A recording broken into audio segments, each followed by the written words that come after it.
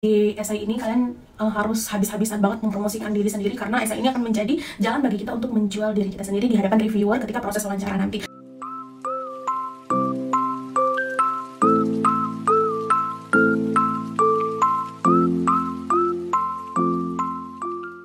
Halo teman-teman, welcome to my YouTube channel. Jadi di YouTube ini atau di akun ini aku akan mencoba untuk sharing tentang beasiswa, tentang pendidikan, tentang ilmu atau materi-materi ilmu komunikasi dan topik-topik lainnya yang relevan dengan keilmuan aku. Kali ini aku akan mencoba share tentang beasiswa LPDP. Ini adalah rangkuman dari pengalaman aku, walaupun aku sebenarnya adalah di angkatan lama banget, tapi aku juga sering sharing dengan teman-temanku baik online maupun offline terkait dengan beasiswa LPDP. Jadi untuk kali ini aku akan share persyaratan terupdate dari beasiswa LPDP itu sendiri. Teman-teman, berdasarkan akun Instagramnya LPDP, itu adminnya sudah menginformasikan bahwa LPDP batch 1 tahun 2024 itu sudah dibuka. Jadi seperti yang kita ketahui bahwa LPDP itu dalam setahun membuka 2 kali atau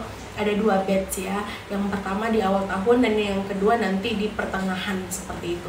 Nah, untuk batch 1 2024 ini sudah diumumkan akan dibuka atau mulai dibuka itu di tanggal 11 Januari 2024. Ini sebenarnya agak sedikit mengejutkan ya teman-teman, karena sebelumnya di tahun 2023 dulu itu beasiswa LPDP batch 1 dibuka di akhir Januari, bahkan di 2022 lalu itu dibukanya di Februari. Nah, semakin kesini semakin cepat ya. Bagi kalian yang berencana atau bercita-cita untuk menjadi award di LPDP, sudah sejauh mana nih persiapan kalian? Video kali ini aku akan membahas tentang dokumen apa saja sih yang perlu kita persiapkan ketika kita ingin mendaftar atau ingin menjadi award di LPDP ya. Jadi teman-teman, sebenarnya LPDP itu setiap tahun mengeluarkan buku panduan. 2024 ini buku panduannya belum ada. Ini berdasarkan balasan komentar admin di akun Instagram LPDP ya, bahwa katanya untuk buku panduan 2024 ini masih dalam proses dan nanti akan diumumkan. Jadi kalian harus sering-sering cek lamannya LPDP. Nanti aku akan tag di deskripsi websitenya LPDP untuk membuat akun dan untuk kalian mengetahui update terbaru info atau buku panduannya. Secara umum ada beberapa dokumen yang perlu kalian persiapkan untuk mendaftar beasiswa LPDP. Jadi di video kali ini aku akan membahas nih dokumen apa saja yang perlu kalian persiapkan ya. Yang pertama yang perlu dipersiapkan itu adalah tentu saja KTP ya teman-teman. Pastikan KTP kalian ini sudah KTP elektronik, kemudian juga sudah terdaftar di Dukcapil secara resmi ya, karena nanti akan disinkronkan oleh LPDP NIK-nya. Untuk KTP ini juga kalian harus memastikan bahwa KTP-nya sudah kalian scan dengan sangat baik, dengan jelas, nggak blur, terutama di NIK-nya dan di nama serta tahun kelahiran kalian. Dan pastikan juga usia kalian itu sesuai dengan persyaratan LPDP, karena LPDP untuk S2 itu usia maksimalnya itu 35 tahun, sedangkan untuk S3 usia maksimalnya itu adalah 4 tahun. Sedangkan untuk S3 usia maksimal itu adalah 40 tahun ya. Dan hal kedua yang perlu dipersiapkan adalah biodata diri. Jadi nanti biodata diri ini kalian isi di akun kalian, karena kan untuk mendaftar LPDP itu kita harus bikin akun di websitenya LPDP.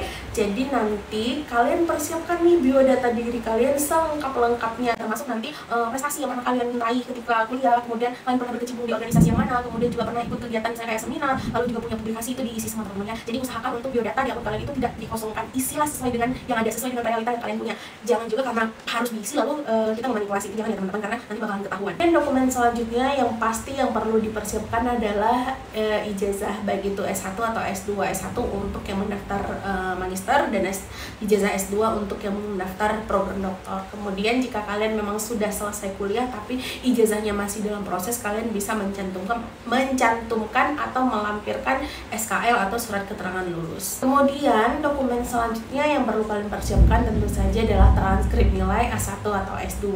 Pastikan juga transkrip nilai ini sudah terscan dengan sangat baik, kemudian juga IPK-nya itu sesuai dengan persyaratan LPDP. Jadi harus cari tahu ya persyaratan IPK-nya itu berapa.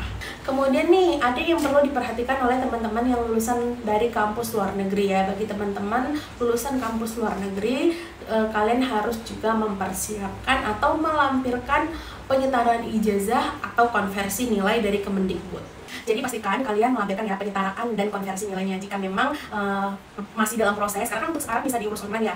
Nah jadi kalau memang masih dalam proses, belum jadi nih, belum keluar penyetaraan dan konversi nilainya, kalian bisa melampirkan screenshot dari proses kalian itu. Jadi kan karena ngurusnya online, otomatis ada ditampilkan di website itu tahapan kalian sudah sejauh mana, itu kalian bisa screenshot lalu dilampirkan. Jangan tidak dilampirkan sama sekali ya teman-teman, karena jika kalian tidak melampirkan penyetaraan atau konversi atau tidak melampirkan screenshot prosesnya itu, nanti kalian bisa tidak lolos seleksi administrasi. Nah kemudian LPDP juga ada jalur LOE ya, jadi LOE atau surat penerimaan dari kampus. Nah bagi kalian yang sudah memiliki LOE, pastikan LOE ini adalah unconditional, artinya kalian sudah diterima 100% di kampus tersebut tanpa ada lagi persyaratan yang harus kalian penuhi. Harus diperhatikan di LOE ini adalah tanggal intake studinya atau tanggal dimulainya studi ini. Pastikan bahwa kalian akan mulai kuliah ketika seluruh rangkaian proses seleksi LPDP ini selesai, baik itu seleksi administrasi, skolastik maupun wawancara, karena LPDP tidak memberikan beasiswa kepada yang ongoing. Jadi pastikan bahwa intake kalian itu setelah kalian benar-benar dinyatakan diterima sebagai award di LPDP. Nah gimana kalau kasusnya itu intake kalian itu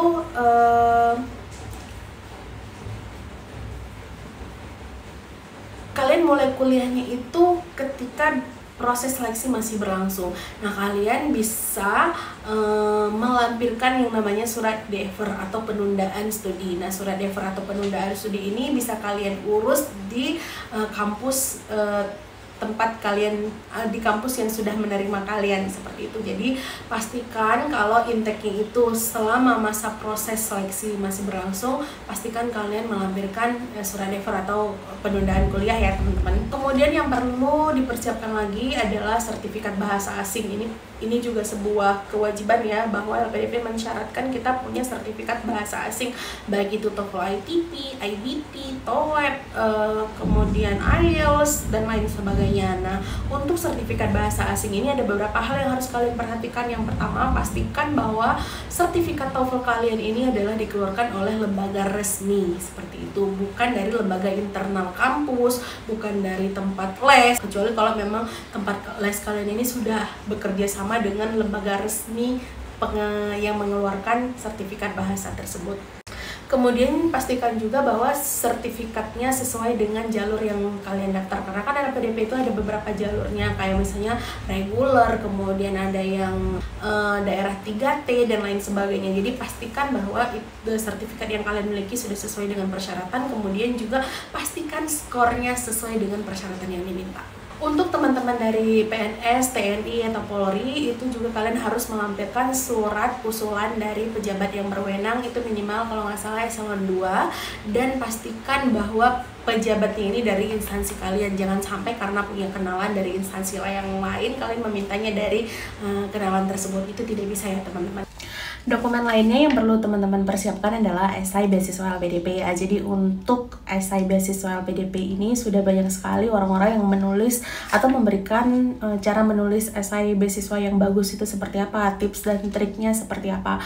Nah teman-teman bisa mencarinya di Google, di blognya orang-orang, atau mungkin di YouTube, tips dan trik menulis esai beasiswa LPDP. Ya, ada banyak sekali orang yang share, tinggal teman-teman mau atau tidak mencari tahu informasi tersebut.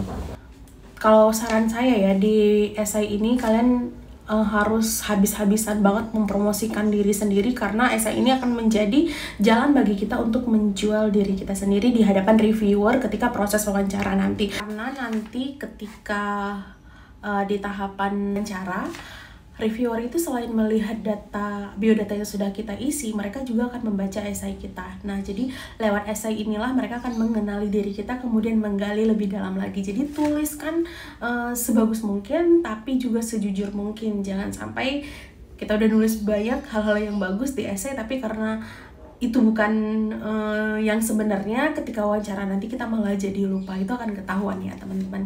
Nah yang terakhir adalah ini khusus untuk teman-teman yang ingin mendaftar beasiswa LPDP untuk program doktoral atau S3. Untuk program doktoral ini ada tambahan persyaratannya, yaitu proposal penelitian ya. Jadi untuk proposal penelitian ini usahakan untuk menulis proposal penelitian sebagus mungkin.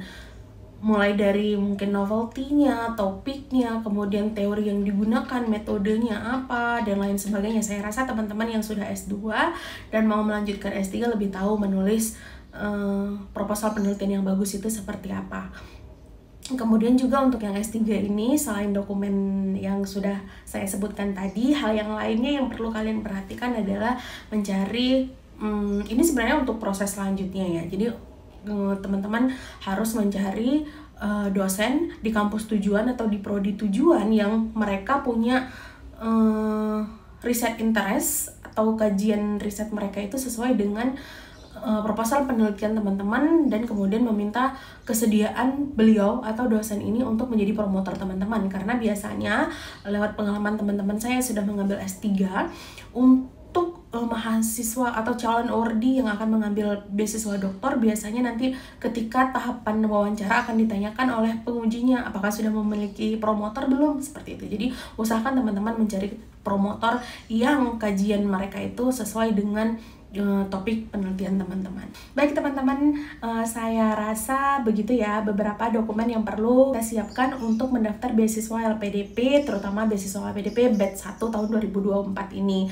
Ya walaupun pendaftarannya masih beberapa hari lagi, yaitu tanggal 11 Januari, tapi nggak ada salahnya teman-teman sudah curi start dari sekarang ya untuk mempersiapkan dokumen-dokumen yang diminta. Karena menurut saya ya, ketika kita ingin terjun ke sebuah perang, yang harus kita persiapkan adalah senjata terbaik kita, senjata tercanggih yang kita miliki. Dalam hal ini, dalam konteks berperang untuk mendapatkan beasiswa LPDP, maka teman-teman harus mempersiapkan dokumen terbaik yang kalian miliki. Semua dokumen yang perlu scan dengan sebaik mungkin, dengan sejelas mungkin, nggak blur, semua tulisannya terbaca dengan baik ya.